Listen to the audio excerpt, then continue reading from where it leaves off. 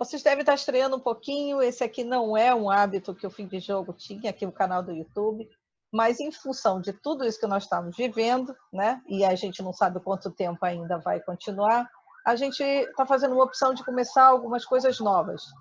Bate-papos sobre tecnologia, esporte, público de volta aos estádios, o que está acontecendo com esses streamings, né? A posição dos fotógrafos. Na verdade, a gente pretende intercalar com os vídeos que a gente já tem colocado normalmente, de torcidas, a participação do público, etc., mas com algumas resenhas de um pouquinho diferente do que as resenhas de futebol geralmente estão. E a gente queria inaugurar com uma pessoa que a gente tem muito contato pelo Twitter, acho que é a primeira vez que a gente está conversando em vídeo, não é verdade, Vinícius? Sobre exatamente todo esse contexto. Então, antes, né, eu até não me apresentei, eu sou a Cris de Sá, editora do Fim de Jogo, e a gente está com o Vinícius. Vinícius, queria que você se apresentasse para o pessoal para a gente começar esse bate-papo. Oi, Cris, tudo bem? Pessoal do Fim de Jogo, um prazer estar falando para vocês aí, uma responsabilidade grande, né, estar estreando esse quadro, essa modalidade de vocês. Eu sou Vinícius Paiva, né? O pessoal que me acompanha, me conhece do Twitter. Eu sou ex-colunista, faço minhas análises pela internet afora, já estive em grandes portais, já fui independente. Atualmente sou colaborador do torcedores.com, né, onde eu, assim, a minha pegada maior são as análises de audiência televisiva do futebol. Pelo menos nos últimos anos é onde eu ando mais tendo buzz lá no Twitter, um destaque maior. E aí, com essa mudança de paradigma, que a gente não sabe até que ponto vai acontecer, né, com o streaming entrando e ocupando uma lacuna, um vácuo das transmissões de futebol, eu comecei também a fazer um monitoramento das audiências do streaming, né, para fazer justamente esse paralelo, saber em que ponto o streaming estaria realmente competindo com as transmissões em TV de futebol. E, enfim, o pessoal pode me acompanhar mais no meu Twitter mesmo, né, que é o @vpaiva_btj, mas a gente está aí para debater essa questão nova que é tão afeita ao pessoal. Eu acho que assim, a primeira coisa que eu gostaria de ouvir tua opinião é que é o seguinte: na verdade, as pessoas estão tratando bastante relativo ao YouTube, as resenhas, as transmissões, etc., como alguma coisa que surgiu na pandemia, como alguma coisa nova, e realmente não é, né? A gente, inclusive, tem uma defasagem de conhecimento das pessoas que mexem nas plataformas, acho que acredito eu, de mais de 10 a 15 anos, né? Só que, nesse momento, todo mundo está se permitindo errar e tentar de novo. Então, é a hora de aproveitar essas ferramentas novas. E dentro dessas análises que você tem feito recentemente, você acha que o impacto dos streamings, da transmissão do jogo, realmente tem uma mudança de conceito e vai mudar o paradigma aí das transmissões tradicionais do futebol? Olha, Cris, eu acho que o streaming veio para ocupar, sim, uma lacuna que ele ainda não tinha conseguido, mas pode estar havendo um superdimensionamento dessa questão também. Como você bem disse, lives, transmissões de internet acontecem pelo menos há, sei lá, 10, 15 anos, né? Mas agora houve uma circunstância toda especial, né? Já de uns 2 anos para cá, que foram as primeiras vendas de direito de televisionamento para plataformas exclusivas de streaming. Nem começou agora com a briga do Flamengo com a Globo, não. Começou quando a Turner, né, perdeu o seu canal, decidiu encerrar o canal de televisão, que era o Esporte Interativo, e por possuir direitos de transmissão da Champions League, um torneio muito importante, passou a transmitir esses jogos no Facebook. Depois veio uma rodada de transmissões, de negociações para transmissão da Libertadores, também na plataforma do Facebook, que veio acontecendo já na Libertadores do ano passado, e aí esse ano, com a problemática toda envolvendo o Flamengo, a Globo, o Campeonato Carioca, os jogos do Carioca foram para a plataforma do YouTube, né?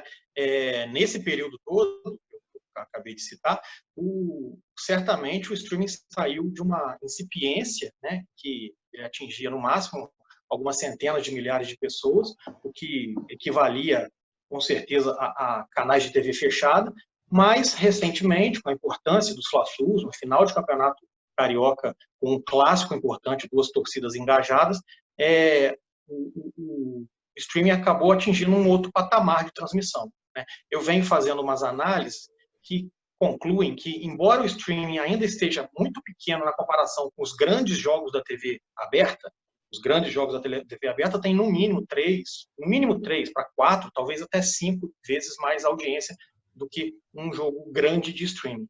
Entretanto, esses jogos já equiparam a jogos pequenos de TV aberta. O que seria um jogo pequeno? Ou um jogo de baixa audiência, né? Ou um jogo para poucas praças, para poucos mercados. Por exemplo, um campeonato que seja transmitido só para o estado de origem. Isso acontece com todos: mineiro, gaúcho, baiano, né?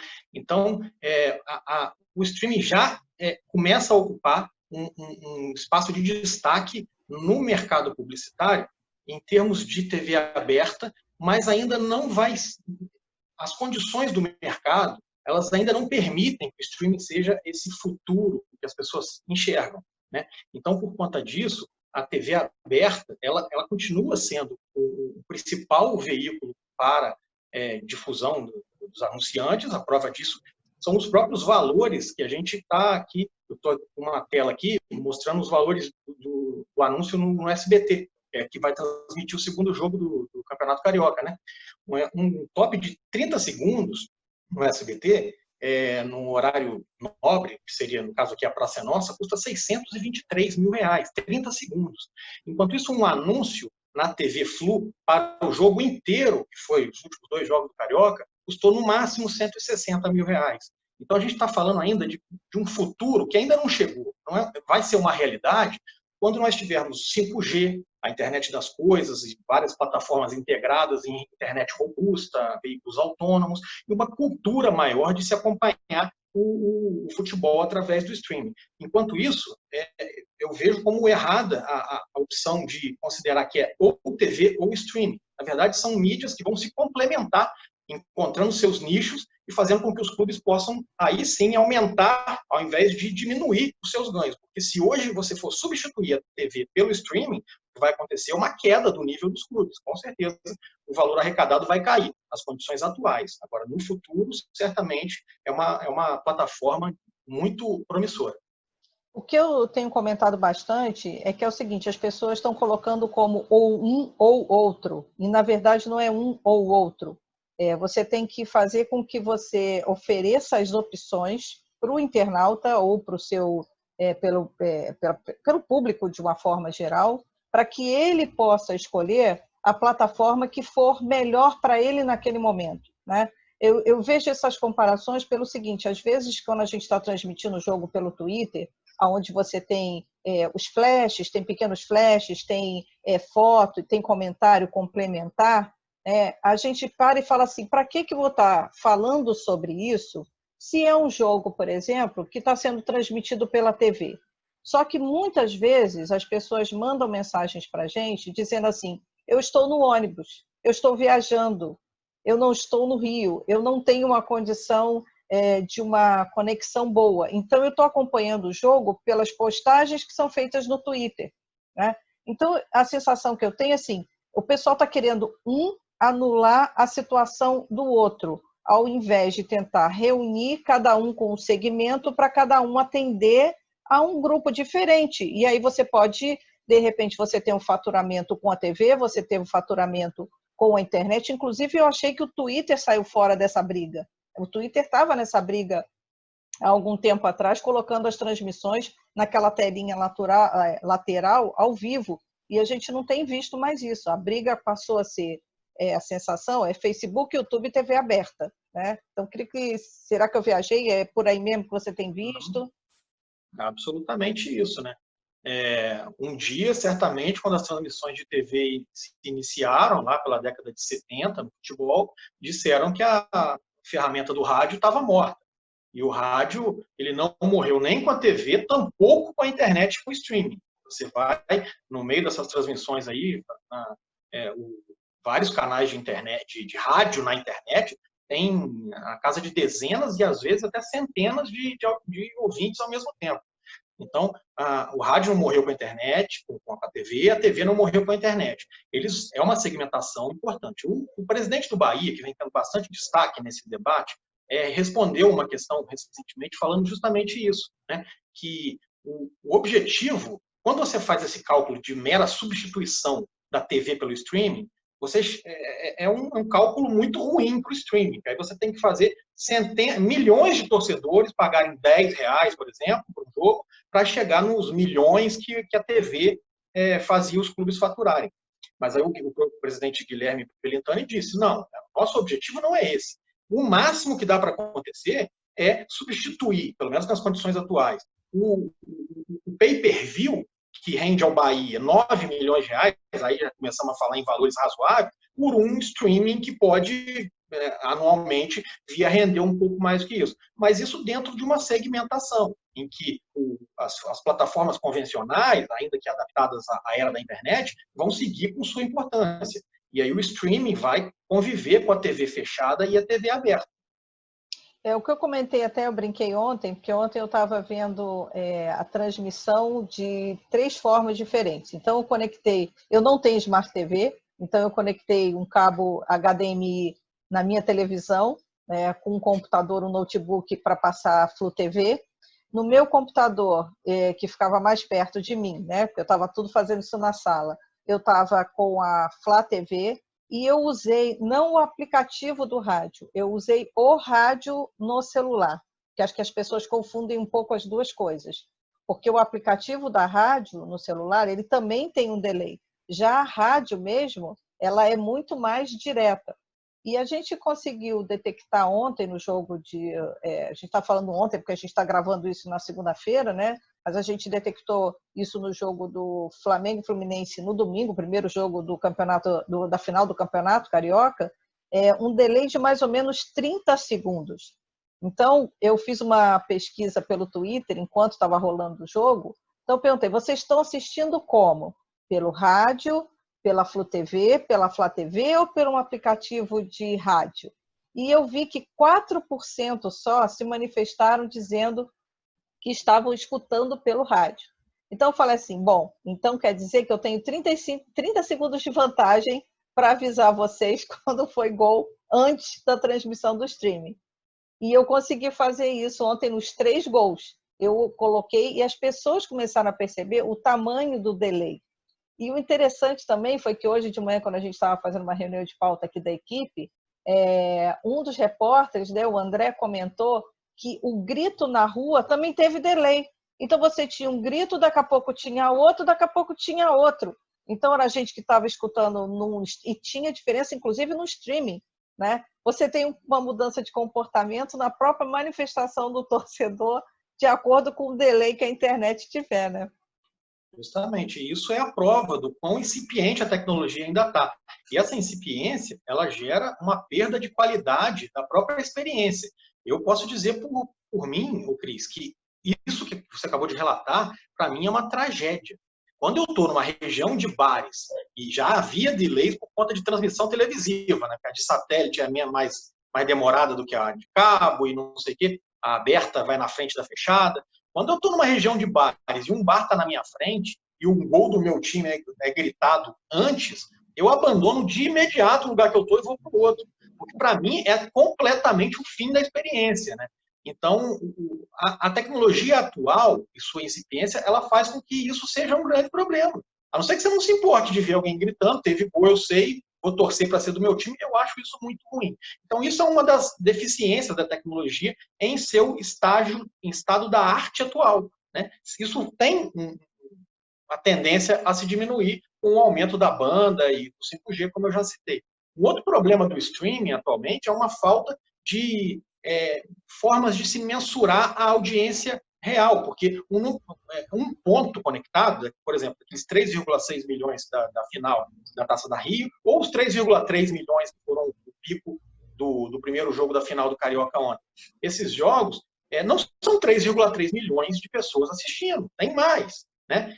Só que não se sabe exatamente como, ao contrário da TV, que tem um cálculo, muitos anos, né, de conhecimento, de expertise, um ponto de audiência, um domicílio, quer dizer, equivale a mais ou menos 2,5 espectadores. Então, existe todo esse cálculo. Você faz, esse jogo atingiu tantos pontos, tantos domicílios e tantos espectadores, né? A gente ainda não sabe isso no streaming, por exemplo. Um pontinho lá dos 3,6 milhões é um dispositivo, é um celular, uma pessoa assistindo sozinha, ou seria uma pessoa assistindo numa Smart TV, que dizem que menos de 5% das TVs do Brasil ainda são Smart. Ou seriam pessoas projetando em dispositivos externos, como um Chromecast. Aí você tem que saber quantos Chromecasts estão sendo utilizados no mercado, foram vendidos nos últimos anos. Super difícil, né? Ou pessoas utilizando cabo HDMI, como você fez. Então, ainda está tudo muito nebuloso. O fato é que não são 3,6 milhões de pessoas, são mais. Eu vejo as pessoas superdimensionando a TV aberta por já saberem essa proporção entre domicílios e espectadores e não fazem o mesmo para o streaming. Mas o streaming já está atingindo um múltiplo de pessoas, que a gente não sabe qual é, porque está tudo muito no começo ainda. A gente sempre falou sobre isso, né? Por que não se discute isso antes? Por que as pessoas esperaram essa avalanche, essa obrigatoriedade de ter que falar sobre isso agora? Por que não se conversa antes? Por que a classe não debate, não levanta todas essas questões antes, ao invés de ter que levantar agora e a gente ainda escuta aquela coisa assim, isso tudo aconteceu de repente. Gente, não aconteceu de repente nada, né? A gente que não discute isso nunca. É tipo assim, vamos sentar, ficar quietinho, parar que vai passar. Deixa passar, né? Aí quando passar, a gente pega tudo de novo. E não vai passar, não vai mudar, a coisa só vai modificar. Por que as pessoas não discutem isso? Bom, no Brasil sempre tivemos esses problemas, né, de planejamento, de certa acomodação dos agentes, né? Mas nesse episódio específico, eu enxergo 2 cisnes negros que aconteceram, que meio que aceleraram além da conta e que pegaram muitos clubes e TVs de surpresa, né? Primeiro, essa questão do Flamengo com a Globo, que eu tenho absoluta certeza que nenhum dos dois achava que a coisa ia chegar nesse ponto. Não estão assinados desde o ano passado. O último contrato vigente terminou quando o Flamengo foi campeão carioca do ano passado. E desde então estão empurrando com a barriga. Um está achando que tem mais poder de barganha que o outro, achando que quando chegasse o carioca desse ano, a Globo pagaria o que o Flamengo quer muito acima dos outros e o Flamengo vice-versa. A Globo achando que o Flamengo ia ter que aceitar os valores que ela oferecia. Isso não aconteceu. Então, de surpresa, a gente teve um campeonato caindo no streaming, e ainda uma medida provisória que ninguém imaginava, que aconteceu de maneira um pouco embananada, né, que caiu como uma bomba. E o segundo cisne negro foi o coronavírus, né? Esse colocou todo mundo para dentro de casa, tendo pouquíssimas opções de lazer, né? Então, quando o esporte foi sendo retomado junto com seus protocolos do novo normal, né, as pessoas estavam ávidas por consumirem esse produto e certamente as estruturas não tinham planejado isso. A prova disso foi a plataforma Michael, que foi contratada para transmitir a partida entre Flamengo e Volta Redonda, que não conseguiu lidar com 100 mil pessoas tentando fazer pagamentos em horário mais junto, né, mais próximo da transmissão. Então, é isso, né? Ao mesmo tempo, a tecnologia envolve tentativa e erro, né? Tem muita gente que diz que quando a gente está como nós somos precursores no mercado, e a tecnologia muitas vezes é um grande uma caixa preta, quando você é o precursor, ninguém nunca chegou até ali, então ninguém sabe o tamanho da demanda, o tamanho dos desafios. É uma coisa que acontece mesmo, então há alguma tolerância com relação aos erros do precursor. De qualquer maneira, obviamente, a gente sabe como é que as coisas funcionam no Brasil e sempre pode ser feito melhor do que é, né? Você fez um comentário agora, que a gente aqui, dentro da nossa programação, já estamos chegando aqui na reta final.